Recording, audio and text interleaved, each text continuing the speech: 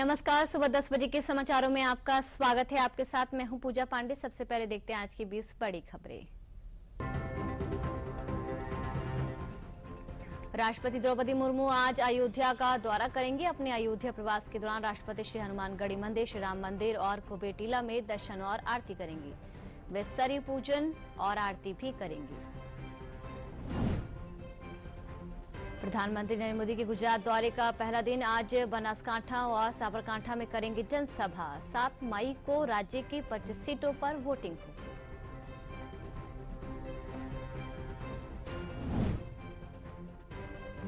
और भाजपा के वरिष्ठ नेता अनुराग सिंह ठाकुर ने कहा कि इस बार लोकसभा चुनाव में नया रिकॉर्ड बनाएगी उत्तर प्रदेश की जनता।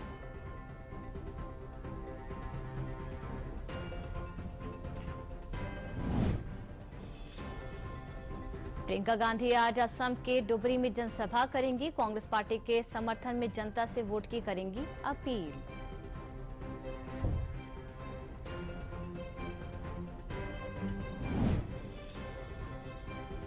कांग्रेस सीएसी की बैठक में अमेठी रायबरेली पर आज हो सकता है फैसला। रायबरेली और अमेठी सीट पर चौथे चरण में 20 मई को वोटिंग होनी है, जिसके लिए नामांकन की आखिरी तारीख 3 मई है।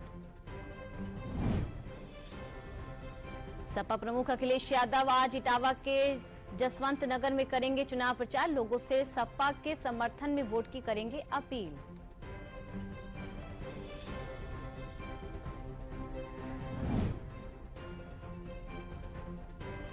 फतेहपुर सीकरी से भाजपा प्रत्याशी के समर्थन में राजनाथ सिंह की सभा आज बदायूं और आगरा में आयोजित जनसभा को करेंगे संबोधित। बस्ती और सिद्धार्थनगर में जनसभा करेंगे अनुराग सिंह ठाकुर। आज बस्ती में पार्टी प्रत्याशी हरीश द्विवेदी के नामांकन में होंगे शामिल और जनसभा को करेंगे संबोधित। सपा नेता मारिया आलम खान के खिलाफ एफआईआर दर्ज। कांग्रेस नेता सलमान खुर्शीद की भतीजी और सपा नेता मारिया आलम खान ने दिया था विवादित बयान।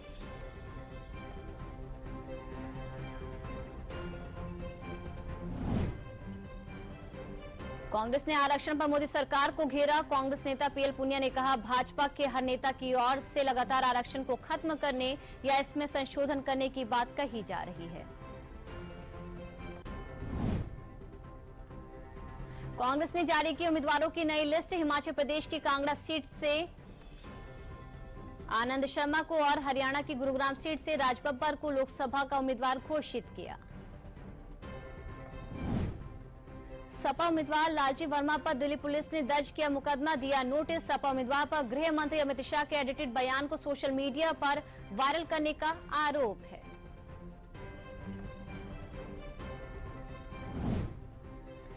और मथुरा की श्री कृष्ण जन्मभूमि और शाही ईदगाह मस्जिद विवाद से जुड़े मामले में इलाहाबाद हाईकोर्ट में कल सुनवाई हुई और आज भी सुनवाई जारी रहेगी।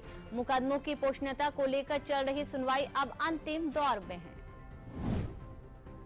आबकारी नीति मामले में मनीष सिसोदिया को राहत नहीं। राउस एवेन्यू कोर्ट ने सिसोदिया की जमानत अर्जी खारिज की।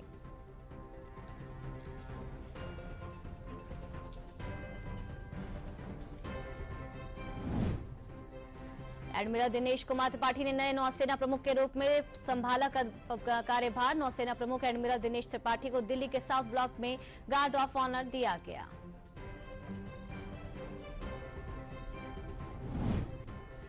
अरविंदर सिंह लवली के इस्तीफे के बाद कल दिल्ली कांग्रेस के नए प्रदेश अध्यक्ष का चुनाव कर दिया गया। देवेंद्र यादव को दिल्ली प्रदेश कांग्रेस कमेटी का नया अध्यक्ष नियुक्त किया गया है।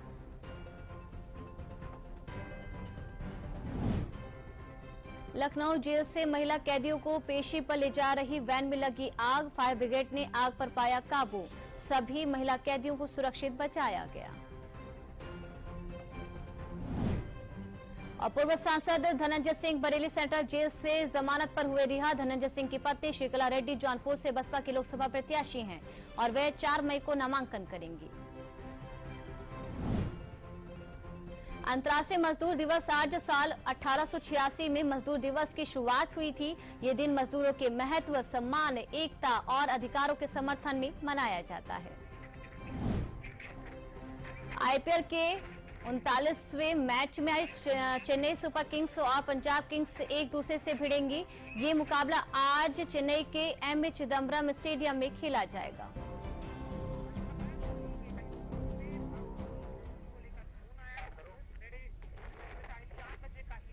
और अब समाचार विस्तार से। राष्ट्रपति द्रौपदी मुर्मू आज अयोध्या के दौरे पर रहेंगी, जहां राष्ट्रपति द्रौपदी मुर्मू श्री राम लल्ला के दर्शन पूजन करेंगी। उससे पहले हनुमानगढ़ी में हनुमंत लल्ला की आरती में शामिल होंगी, फिर शाम को सरयू पूजन और आरती करेंगी। राष्ट्रपति यहां श्री राम लल्ला के दर्शन कर आरती में भी शामिल होंगी। राष्ट्रपति के आगमन पर अयोध्या में सुरक्षा घेरा सख्त कर दिया गया है। एयरपोर्ट से लेकर राम मंदिर और सरयू तट तक आधुनिक हथियारों से लैस जवान जगह जगह तैनात रहेंगे। और ऐसी खबर पर ज्यादा जानकारी के साथ हमारे सहयोगी रामेंद्र सिंह जी हमारे साथ जुड़े हैं और इसी को लेकर वो तमाम जो जानकारी वो हमारे साथ साझा करेंगे। पर जिस तरह से राष्ट्रपति द्रौपदी मुर्मू को लेकर तमाम जो सियासत है वो बीते दिन देखने को मिली थी निमंत्रण को लेकर, पर इन सब के बीच आज अयोध्या उनका आगमन और उनके आगमन को लेकर जो तैयारियां हैं वो भी पुख्ता की गई है। जगह जगह पर जो जवान है उनकी तैनाती नजर आ रही है और अब से कुछ देर बाद उनकी जो उपस्थिति है यानी कि राष्ट्रपति द्रौपदी मुर्मू की जो मौजूदगी है वो अयोध्या में नजर आएगी। प्राण प्रतिष्ठा के बाद पहली बार उनका पहुंचना। और हमारे सहयोगी रामेंद्र सिंह जी हमारे साथ जुड़ चुके हैं जो कि जानकारी देंगे। रामेंद्र जी, कब तक पहुंचना हो रहा है राष्ट्रपति द्रौपदी मुर्मू का अयोध्या में? देखिए, द्रौपदी मुर्मू जी लगभग 5 बजे के आसपास हनुमानगढ़ पहुंचेगी। 4:50 उनका पहुंचने का कार्यक्रम है। लेकिन पूजा ये बड़ी ऐतिहासिक घटना है, सामाजिक रूप से भी, आध्यात्मिक रूप से और राजनीतिक रूप से भी। कभी माँ सबरी ने आराधना की थी तो भगवान राम को वन में जाके उनसे मिलना पड़ा था, और आज माँ सबरी के परिवार की बेटी जब अयोध्या आ रही है तो भगवान राम को अपने मंदिर में प्रतिष्ठापित होना पड़ रहा है। यानी अगर आपके प्रेम है, निष्ठा है, स्नेह है तो आपको भगवान राम मिल ही जाएंगे और वो उनको चल के आना पड़ता है। पहली बार महामहिम जी अयोध्या आ रही हैं। अयोध्या में व्यापक तैयारियां की गई, सुरक्षा व्यवस्था की तैयारी की गई है, तोरण द्वार बनाए गए हैं, सिक्योरिटी के व्यापक बंदोबस्त किए गए। लेकिन ये प्रयास किया गया है कि जो श्रद्धालु हैं वो दर्शन करते रहें, उनको किसी प्रकार की दिक्कत न हो, इस तरीके की व्यवस्था की गई है। तो ये अयोध्या के लोग भी गदगद हैं कि राष्ट्रपति यहाँ आ रही हैं और अयोध्या बदली हुई अयोध्या जिसने पहले नहीं देखी है वो अयोध्या नहीं देखते। हम कैमरामैन से कहेंगे कि सरयू तट में जहाँ तैयारियां हो रही हैं, जहाँ राष्ट्रपति अयोध्या को सरयू जी की आरती कर रही है, जहाँ स्नान कर रहे हैं लोग, उसका विजुअल दिखाए आप सबको, लोगों को, कि किस तरीके से अयोध्या के घाट सुंदर हो गए हैं, किस तरीके की तैयारियां की जा रही हैं, कैसे लोग यहाँ आते हैं और दर्शन पूजन करते हैं, माँ सरयू में स्नान करते हैं। उसके बाद भगवान राम लला में दर्शन करते हैं। हनुमानगढ़ी में जो यहाँ के कोतवाल माने जाते हैं हनुमान जी, जिनको माँ सीता ने अपना बड़ा बेटा माना और अयोध्या की राजगद्दी उनको दी कि सुरक्षा की जिम्मेदारी सारी हनुमान जी की, तो वहां दर्शन करेंगे। तो इस तरीके से पूरी अयोध्या सज कर तैयार है, महामहिम का इंतजार कर रही है और भगवान राम भी उनका इंतजार कर रहे हैं, क्योंकि माँ सबरी के परिवार की बेटी है और उनका इंतजार भगवान राम को भी है। पूजा जी, ये महत्वपूर्ण जानकारी रामेंद्र जी आप दे रहे हैं। इसी के साथ जो सियासत देखने को मिली थी कि राष्ट्रपति द्रौपदी मुर्मू को निमंत्रण क्यों नहीं दिया गया, वो क्यों नहीं आई, इस सियासत पर भी आज विराम लग जाएगा रामेंद्र जी? देखिए, सियासत करने वाले तो सियासत करते रहेंगे। इसी सियासत ने अयोध्या को नेपथ्य में फेंक दिया था।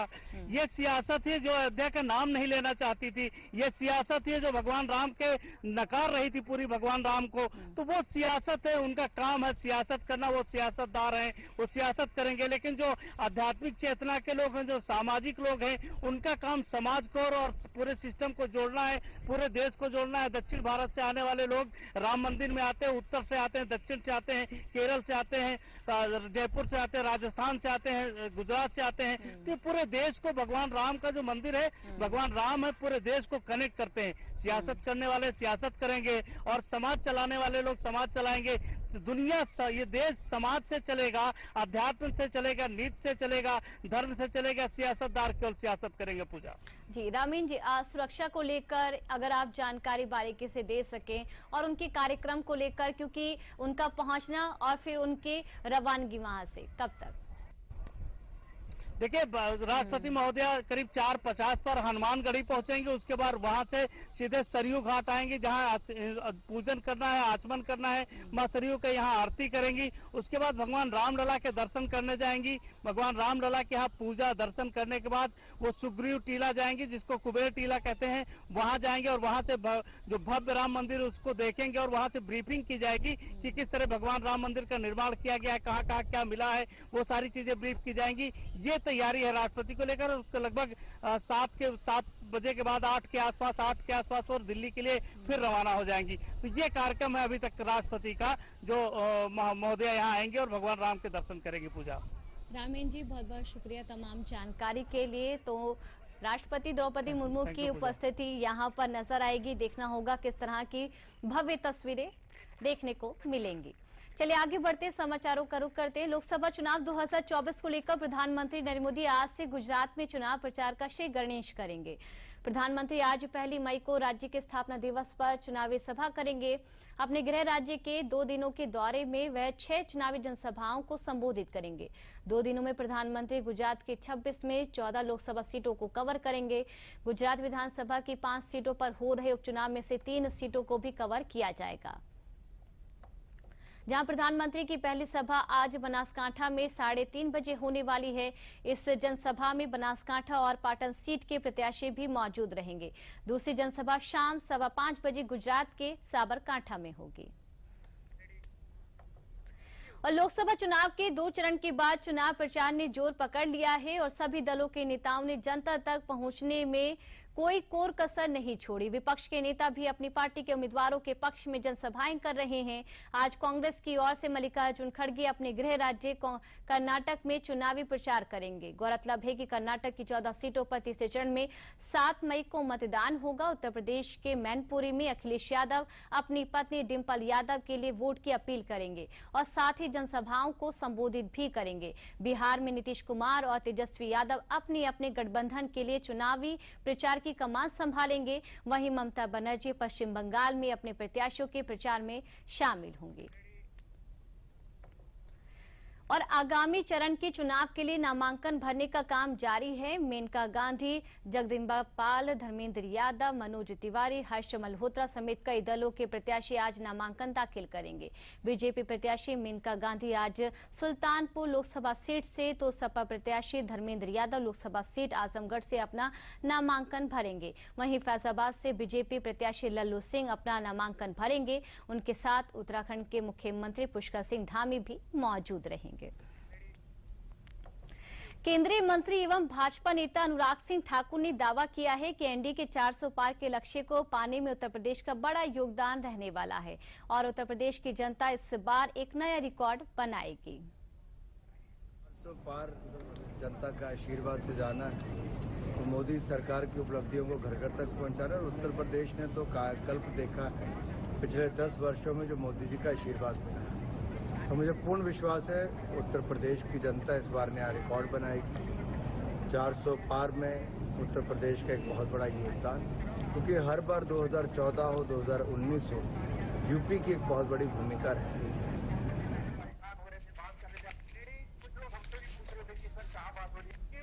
वहीं चुनाव प्रचार में बढ़ते तेवरों के साथ साथ आरोप प्रत्यारोप भी तेज हो गया है, लेकिन इसके साथ ही बस जुबानी के जरिए किया जा रहा प्रचार कई बार आचार संहिता की मर्यादा लांघता हुआ नजर आ रहा है। ताजा मामला है कांग्रेस नेता सलमान खुर्शीद की भतीजी मारिया आलम खान का, जिन्होंने फर्रुखाबाद में एक जनसभा को संबोधित करते हुए वोट जिहाद की बात की और एक वर्ग विशेष को प्रभावित करने का प्रयास किया। सपा के प्रत्याशी जिया रहमान वर्ग के खिलाफ भी इसी तरह का मामला आचार संहिता के उल्लंघन के लिए दर्ज किया गया है। लोकसभा चुनाव अपने चरम पर है। राजनीतिक दल मतदाताओं को लुभाने के लिए तरह तरह के बयान दे रहे हैं। कई नेताओं की बयानबाजी इतनी बेलगाम होती जा रही है कि जैसे उन्होंने लोकतंत्र के इस पर्व को समाज में जहर घोलने का मौका बना लिया है। इस कड़ी में कांग्रेस नेता सलमान खुर्शीद की भतीजी मारिया आलम खान के विवादित बयान पर पार्टी घिरती नजर आ रही है। मारिया ने समाजवादी पार्टी के उम्मीदवार के समर्थन में फर्रुखाबाद में एक जनसभा को संबोधित करते हुए एक समाज के वोट को लुभाने के लिए विशेष संदेश देने की कोशिश की। उन्होंने कहा कि बहुत जल्दबाजी ना करके बहुत खामोशी के साथ एक साथ होकर वोटों का जिहाद करो, क्योंकि हम केवल वोटों का जिहाद कर सकते हैं। वो सिर्फ यही नहीं रुकी, उन्होंने तो भाजपा प्रत्याशी मुकेश राजपूत के साथ बैठक करने वाले मुसलमानों का हुक्का पानी बंद करने की भी धमकी दे डाली। मामले में मारिया के खिलाफ एफआईआर दर्ज कर ली गई है। एफएसटी टीम के मजिस्ट्रेट के द्वारा लिखित तहरीर थाना कायमगंज पर दी गई।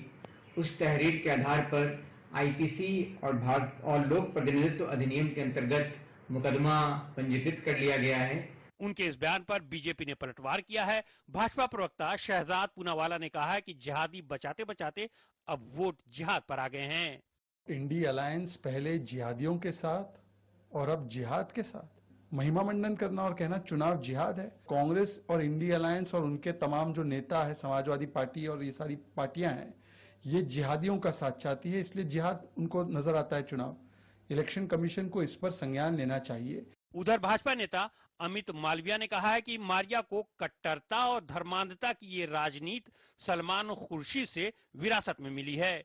सलमान खुर्शीद ने 2016 में Watson institute of international and public affairs brown university में बोलते हुए कहा था कि कैसे कांग्रेस ने अपने राजनीतिक लाभ को हासिल करने के लिए शहरी क्षेत्रों में प्रबुद्ध और विचारशील मुसलमानों को पीछे धकेल दिया था। इस रणनीति की यूपीए 1 और यूपीए 2 के गठन में अहम भूमिका थी। उधर सपा के संभल के प्रत्याशी जियाउर रहमान बर्क के खिलाफ आचार संहिता उल्लंघन का मामला दर्ज किया गया है। उन्होंने एक चुनावी कार्यक्रम के दौरान अतीक, मुख्तार और शहाबुद्दीन के नाम पर वोट देने की कसम दिलाते हुए कहा था कि कुर्बानी को जाया ना जाने दें। इस बयान का वीडियो वायरल होते ही प्रशासन अलर्ट हो गया। संभल थाने में एसएफटी द्वारा धारा 171C, 153A, 188 में मुकदमा दर्ज किया गया है। उनके द्वारा कुछ अपराधियों के संबंध में बात की गई और उनको एक इम्पोर्टेंट फिगर बताते हुए लोगों को उकसाने और भड़काने की कोशिश की जानी उसमें परिलक्षित हुई, जिसके आधार पर आईपीसी में मुकदमा पंजीकृत करवाया गया है थाना संभल में। भाजपा वैसे भी कांग्रेस पर तुष्टीकरण का आरोप लगाती रहती है। मारिया के बयान ने कांग्रेस को बैकफुट पर लाकर खड़ा कर दिया है। और जौनपुर के पूर्व सांसद धनंजय सिंह बरेली सेंट्रल जेल से आज जमानत पर रिहा हो गए हैं। रिहा होने के बाद मीडिया से कहा उन्होंने कि मुझे एक फर्जी मुकदमे में सजा हुई थी, मुकदमा भी फर्जी तरीके से फंसाया गया था। 2020 में करप्शन का मामला था, नमामि गंगे का उस मामले में मुझे सजा दी गई थी। धनंजय सिंह जौनपुर जाकर बसपा से प्रत्याशी पत्नी के लिए चुनाव प्रचार करेंगे। रिहा होने के बाद धनंजय सिंह सेंट्रल जेल से जौनपुर के लिए रवाना हो गए। बाहुबली पूर्व सांसद धनंजय सिंह को जौनपुर से बरेली सेंट्रल जेल में शिफ्ट किया गया था। वहीं हाई कोर्ट ने इस मामले में धनंजय सिंह को जमानत दे दी थी।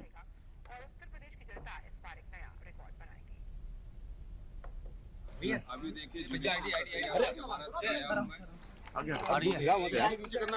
मुकदमे में सजा हुई थी और मुकदमा भी फर्जी कायम किया गया था 2020 में मेरे ऊपर। करप्शन का मामला था, नमामि गंगे का। उस मामले में मुझे सजा दी गई। माननीय उच्च न्यायालय ने मुझे खेल दिया है। आप लोगों को बहुत बहुत धन्यवाद। आप लोगों ने सकारात्मक चीजों को, सकारात्मक पहलुओं को समाज के सामने रखने का प्रयास किया। अभी मेरी पत्नी चुनाव लड़ रही बहुजन समाज पार्टी से। यहाँ से निकल के मैं सीधे अपने क्षेत्र जाऊंगा और मेरी शुभकामनाओं को चुनाव लड़े और जीत। केंद्रीय गृह मंत्री अमित शाह का एडिटेड वीडियो सोशल मीडिया पर वायरल करने के मामले में अम्बेडकर नगर लोकसभा क्षेत्र से कटहेरी विधायक और जनपद से सपा लोकसभा उम्मीदवार लालजी वर्मा पर दिल्ली पुलिस ने मुकदमा दर्ज किया है। लोकसभा उम्मीदवार पर मुकदमा दर्ज होने के बाद 29-30 अप्रैल की देर रात लगभग 11:30 बजे दिल्ली पुलिस ने लालजी वर्मा के घर पर पहुंचकर उन्हें नोटिस थमाया और जवाब मांगा है। सपा उम्मीदवार लालजी वर्मा ने नामांकन करने के बाद कहा कि सोमवार की रात में दिल्ली पुलिस आई थी और नोटिस थमाया है। उनकी मंशा थी कि नामांकन ना कर पाए, इसलिए फर्जी केस बनाकर 28 को मुकदमा दर्ज कर 29 अप्रैल की देर रात घर दिल्ली पुलिस ने आवास पर नोटिस दिया है, जो इस बात को साबित करता है कि भाजपा विपक्षी नेताओं को डरा धमका रही है।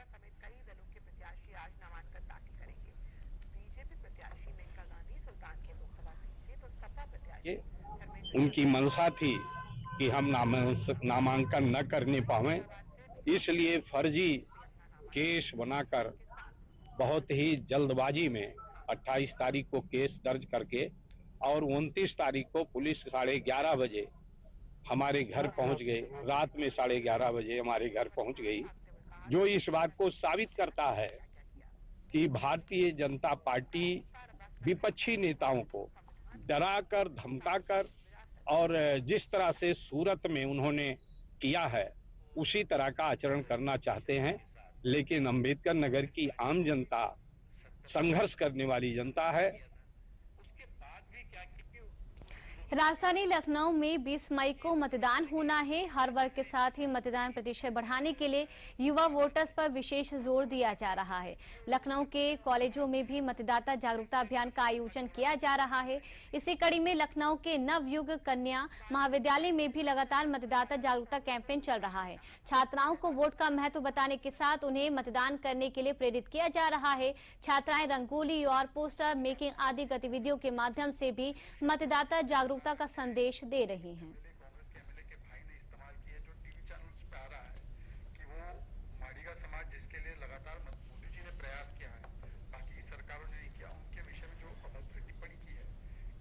यहाँ पर हमारे यहाँ मतदाता जागरूकता के अंतर्गत 2 महीने से लगातार कार्यक्रम चल रहे हैं, जैसे कि poster making, rangoli, speech competitions, और काफ़ी संख्या में छात्राओं ने वोटर आईडी कार्ड बनाया जिनके वोटर आईडी कार्ड नहीं बने थे, क्योंकि हमारे ग्रेजुएट कॉलेज है तो कुछ काफ़ी बच्चे 18 ईयर्स के अबव थे, कुछ उससे जो उनको छोड़ के बाकी 18 ईयर्स के अबव का सबका बन गया।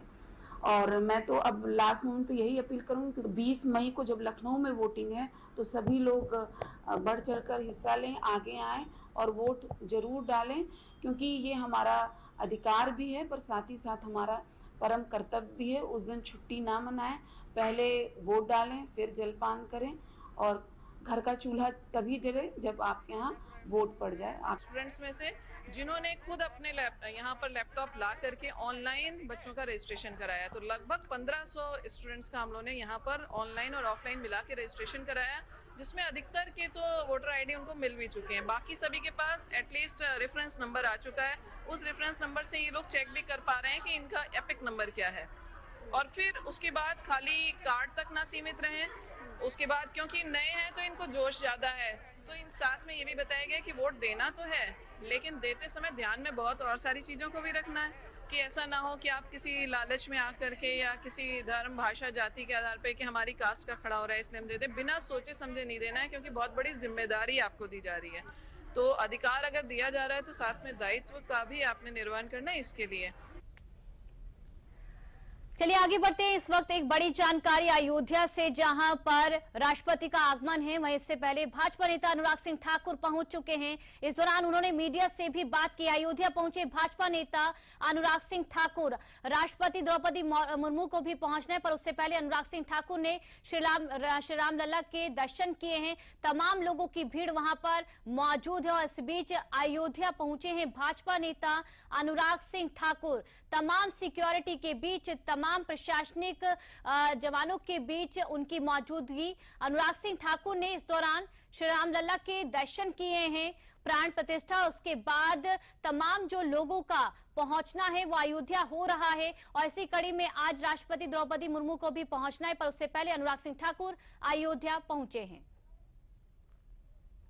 भारतीय जनता पार्टी और एनडीए के पास दुनिया के सर्वाधिक लोकप्रिय नेता श्री नरेंद्र मोदी जी का काम बोलता है, मोदी जी की ईमानदार सरकार का काम बोलता है। दूसरी ओर विपक्ष है, जहां पर एक अनार 100 बीमार, जो ये सोचते हैं आज एक साल एक प्रधानमंत्री, दूसरे साल दूसरा प्रधानमंत्री, तीसरे साल चौथा प्रधानमंत्री होगा, लेकिन इनकी तमन्ना ही रह जाएगी और एक अनार 100 बीमार वाली स्थिति विपक्ष की बनी रहेगी। जो इनके पास ना नेता है, ना नीति है, और नियत में खोट पहले से ही नजर आता है। चलिए आगे बढ़ते समाचारों का रुख करते हैं। बहराइच में भाजपा महिला मोर्चा जिला सम्मेलन का आयोजन किया गया, जिसमें मुख्य अतिथि के रूप में राज्यसभा सांसद एवं प्रदेश उपाध्यक्ष कांता कर्दन ने कहा कि जनता का पूरा आशीर्वाद प्राप्त हो रहा है। मोदी जी ही तीसरी बार प्रधानमंत्री बनने जा रहे हैं। पत्रकारों द्वारा पुलवामा मुद्दे की बात पूछने पर उन्होंने कहा कि प्रियंका गांधी और डिंपल कितने शहीदों के घर गए हैं और उनके आंसू पोंछे हैं। विपक्ष को पता है कि मोदी जी ही फिर से प्रधानमंत्री बनने जा रहे हैं, इसलिए वो बौखला रहे हैं। मोदी जी ने सबका विकास किया है, देश सुरक्षित हाथों में है।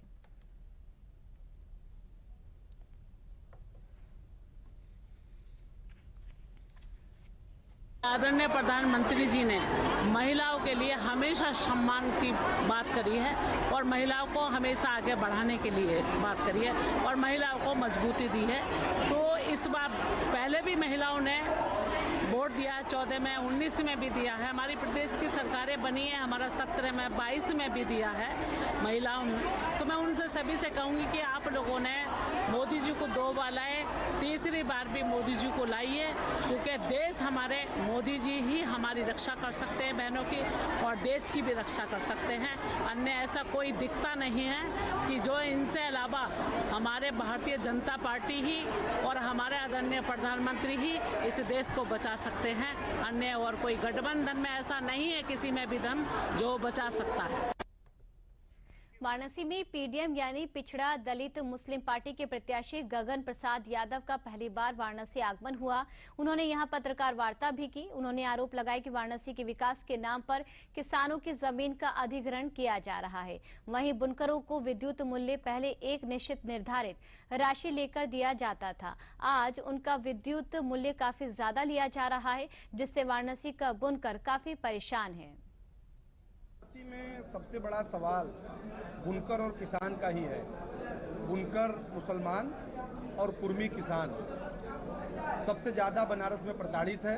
किसानों की ज़मीन भूमि अधिग्रहण के नाम पर जबरन उपजाऊ ज़मीन को कहीं ट्रांसपोर्ट नगर के नाम पे, कहीं हाईटेक सिटी के नाम पे, कहीं वैदिक सिटी के नाम पे, कहीं काशी द्वार के नाम पे, कहीं रिंग रोड में मानक से भूमि अध्यादेश कानून का धज्जियां उड़ा के कम मुआवजा देके लूटा जा रहा है, जिसको लेके काफ़ी आक्रोश किसानों में है। और जो बुनकरी, जो बनारस की पहचान थी, जो बनारस की बुनकरी पूरे विश्व में बनारस को नाम दिलाती थी, उन बुनकरों को बिजली फ्लैट रेट पे दी जाती थी। आदरणीय श्री नरेंद्र मोदी जी के इस देश के प्रधानमंत्री के बनारस में सांसद रहने के बावजूद उत्तर प्रदेश की राज्य सरकार ने बुनकरों की बिजली को कमर्शियल कर दिया। भाजपा प्रत्याशी के नामांकन के मौके पर उप मुख्यमंत्री केशव प्रसाद मौर्य झांसी पहुंचे। इस दौरान उन्होंने झांसी ललितपुर लोकसभा सीट के प्रत्याशी डॉक्टर अनुराग शर्मा के नामांकन सभा को संबोधित किया। उप मुख्यमंत्री ने पत्रकारों से चर्चा के दौरान कर्नाटक में कांग्रेस पर आरोप लगाते हुए कहा कि कांग्रेस पार्टी ओबीसी वालों का आरक्षण छीनकर मुस्लिमों को देना चाहती है। कांग्रेस पार्टी अब मुस्लिम लीग बन चुकी है। उन्होंने कहा कि 2014 चुनाव मोदी के नाम का था, 2019 का चुनाव में मोदी की आंधी थी और अब 2024 का चुनाव तूफान है, सुनामी है, जिसने सपा बसपा कांग्रेस सब उड़ जाएंगे। उन्होंने कहा कि मोदी, योगी और भाजपा को संपूर्ण विश्वास है कि इस बार ये जनता तीसरी बार भाजपा की सरकार बनाने का काम करेगी।